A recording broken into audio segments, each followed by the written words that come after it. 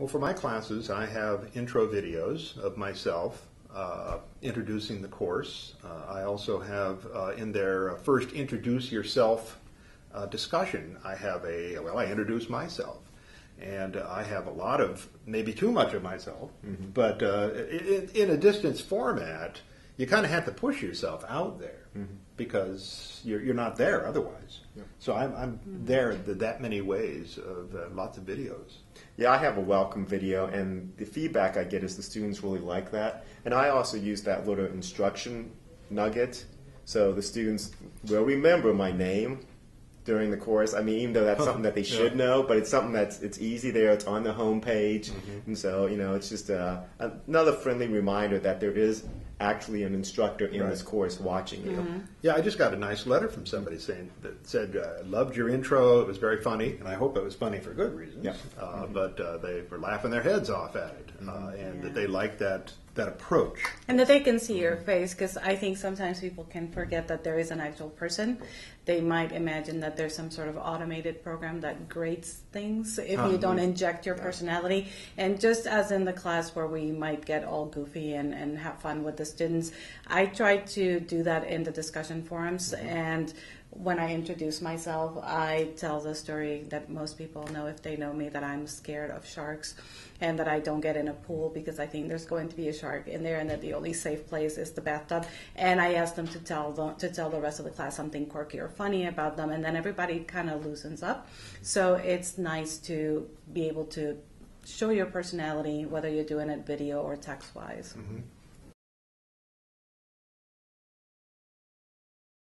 I think my discussions are done a little bit different, so I'll start with mine. The first discussion post I have is I let the students pick a topic relevant to the course that I'm teaching, something that they're interested in, and then they can actually post it. And then the second discussion is actually a reflection. I make my students go back in to make sure they're actually reading what other students have posted and be very specific. They have to cite examples, and then they have to reflect on it. And that's how I do my discussion. So I know it's a little bit different, but it seems the students really like the reflection, and it can actually show to me that they actually learn something from their fellow classmates and they're actually reading the posts. Right. I think it's important that they do read each other's posts, and I don't give credit for a discussion prompt until, well, for me anyway, until they responded to at least one other person. And I put word lengths as well on how long I want them to write their original post and how long I want them to write their follow-up or their address to somebody else. And what I use discussion for, and it's a weekly forum, is to little mini lectures and mini approaches to the class, much as you might have in your face-to-face class. So I use it as like, today, let's talk about this topic. And I often, for my horror film class, for instance, that's where I guide them through readings as well, is go read Todorov's essay on the Fantastic this week, and let's discuss how that applies to horror films. So I'm always urging them. I just wrote a letter out to them, too, just saying that I'm going to push them. If I find that they are not responding authentically or fully to things, I'll say, hey, come on, you can do better than that.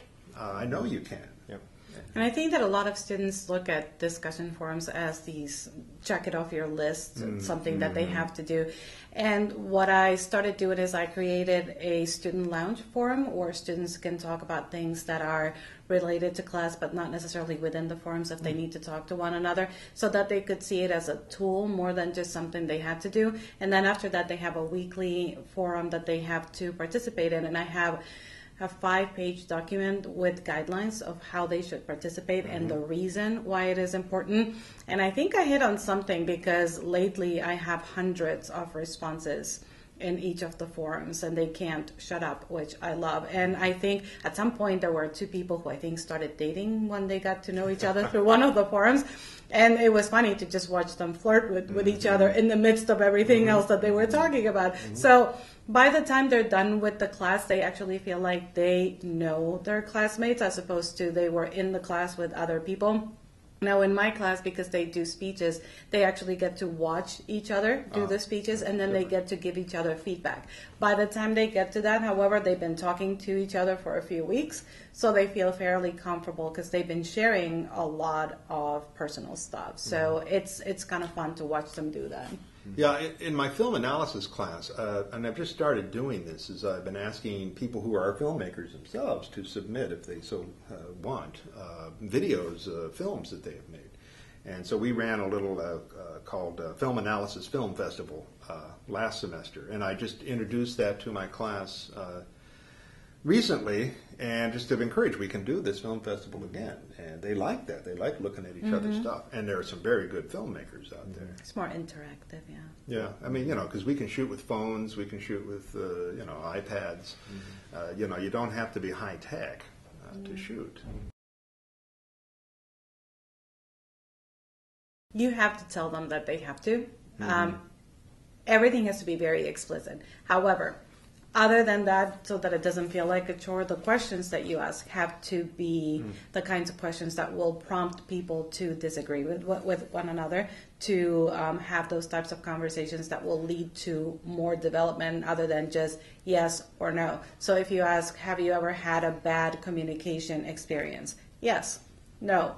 Done. But if you say, describe your communication experience, describe what happened, do you think that other people run into the same thing, then you will see that people's experiences mimic the other. So it's just one of those things where it's like, oh yeah, the same happened to me. Right. And they get into these conversations that are just amazing, and then your work is done.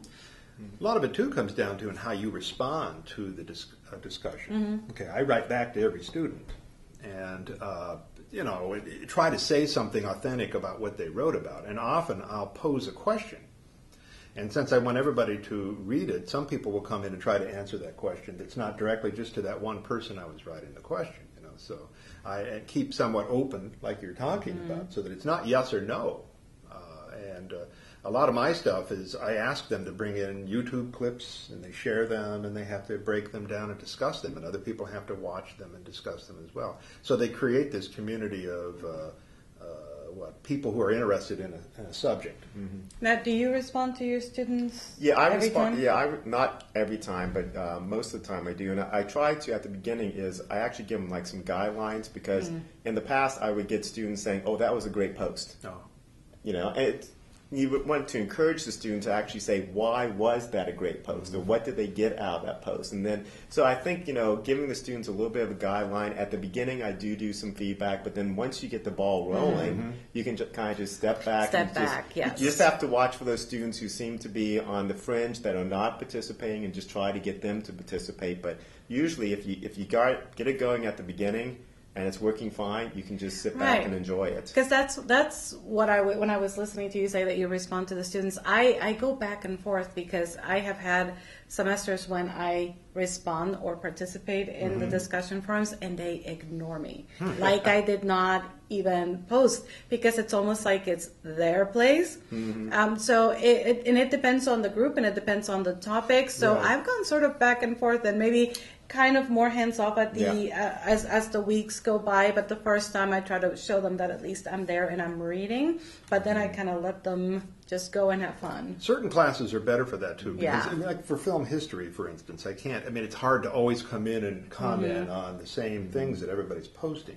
But one of the things that I do and you find this too, is that if a student is sort of off target, use that little email there and write them and say, why don't you come back in and rethink that idea, or it's not as developed as it could be, or if they're being rude to each other. And I don't find that as much, largely because it's written into the rules of the game, which you hope everybody reads, but ever so often there is someone who says something inappropriate, and I have to go in, and they're very good about actually picking on that person. When they do something like that, everybody will turn on them and say, that's not cool, and then I will deal with that, or I will hear from somebody else before I actually get to the forum. So those are really the only times that they see me do sort of heavy-handed stuff. Maybe certain subjects too are more open to yes, that as absolutely. Well.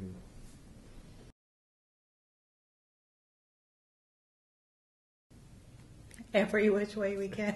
Exactly. Exactly. I think you have to give them options. Options get you a lot of buy-in. So one of the things that I do is I put all the options that they have to reach me, and I use Skype to my advantage, especially people that are not going to be able to make it to campus. They like to have the maybe opportunity to see you on camera and to talk to you and feel that connection.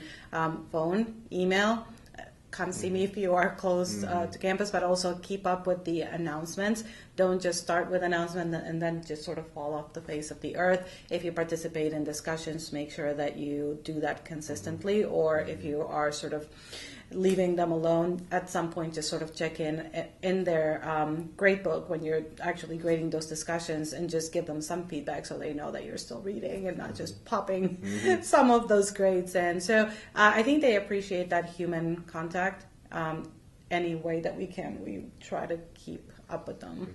That's why I use those intro videos, or the little videos that the talk videos. about units and things like that. It's again you coming back in, and it's you Like, communicating. "Hi, it's me again." Email is something we all use, I think, a lot, okay, and frequently sending out to individuals and to the group, and sort of massaging communication back and forth with each other. As much And as mastering the succinct email that gets to the point, Right. and maybe putting up an email etiquette so they understand how to communicate with you better.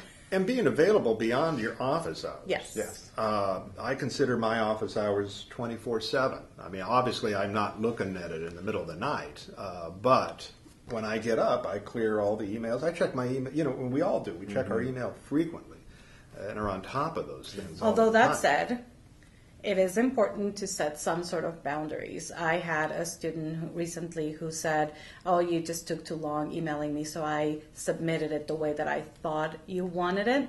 And I checked my email log, and I saw that I had returned his email 15 minutes after he sent his on a Sunday. So I think that you have to be careful in how you explain this to them. Yes, 24/7, I basically do check my email all the time, but I want them to understand that they can't email me last minute and expect that there will be an answer. Right. That weekends might be an off time because I might be elsewhere. I might be out camping. I might not have my iPad with me. So I think it's important for them to understand there is a separation of the time that is mine, the time that is yours, but as much as possible, I will get back to you as soon as I can. Right. Well, you use the comment section. Yes. I do. I mean, anything, the Dropbox or anything, those comments, I always provide comments back to the students and tell them, what I usually, I admit I should tell them more about how well they did the assignment, but usually what I do is I say, wow, this section could have been done a little Right. bit better. Yeah, I mean, That's the because we do have so many students and we only have so much time when we read through them. So usually I hate to say this, I probably give them more negative feedback than positive feedback because I'm trying to help them for the next assignment so they do a better job. There was this pedagogical thing going around that said you had to do it as a sandwich of some Right, sort, that it was like positive, then what they didn't do well, and then sandwich it with a positive of what they can change. What I decided to do, because I don't want to feel like I'm just saying nice job, because I don't think that's helpful to a lot of people. I preface, and I have it copied and pasted, so I can just copy and paste it into what I'm writing for my feedback. And this is especially for speeches, because the only way somebody gets better is if you tell them what they're doing incorrectly. I say, please do not focus on the fact that most of this is negative. My job is to tell you what you're doing incorrectly so you can do it better. So once they read that, and I don't have to put it more than twice because they already have seen it, they kind of don't feel like I'm attacking their work. They feel like I'm coaching them. Yeah, with mine, basically essay-driven is what they're producing for different units and so on. Is that I take the essay as in a Dropbox, open it up in a different Word document, and mark it up. I write right in it. I bracket things in colors and just write throughout the text. And just like you would mark an essay for an English class, but I walk through the essay, and then I have a comment at the end as well. So it's always making lots of comments, positive and not And so there's the rubrics, right? Because I redesigned my rubrics, and what I did is, if you're doing one of those rubrics that has the squares that you can mark, it's very hard to put enough information in each of those for them to understand what you're expecting. So I just put what the actual rubric area was, let's say grammar or whatever it might be, and then on the second page I put grammar, and I explained what the expectations were. So then on my feedback, when I say, please watch your grammar, I can just refer them back to what the expectation is on the rubric, and they can read that expectation and adjust as necessary. So it's cut down on the time that I have to re-explain certain things. And I've created a bank of things that I write very often, or problems that happen often that I have to point to, so that I can copy and paste certain things. I still make it particular to the student, but I don't have to invent the wheel every single time. I invent too many wheels. Yeah. Yes, we're all guilty of that. The one other thing I do occasionally is I send out group emails. I try to do like 5 of them a semester, just saying, this is the end of week 2. You guys look like you're all logging in. It looks like you've all completed this assignment, just as a positive thing to the whole group, to try to remind them where they should be. And then later on in the semester, I kind of put like little joke things in it. Like I'll say something like, "Oh, did you guys hear about the asteroid coming that's going to collide the planet?" Just to see if anybody's reading. If anybody's reading, and sometimes students will email me back saying, "Are you joking about this or not?" And you go, kudos for reading. Yes. Yeah, I use announcements like that a lot myself. If I see students in discussion struggling with an idea or off target on an idea, I'll go into an announcement box and say, "Hey, I've seen, we need to talk further about this, and here's some good examples for you to look at that might help you to understand this a little bit better." So responses to students can be in variable places.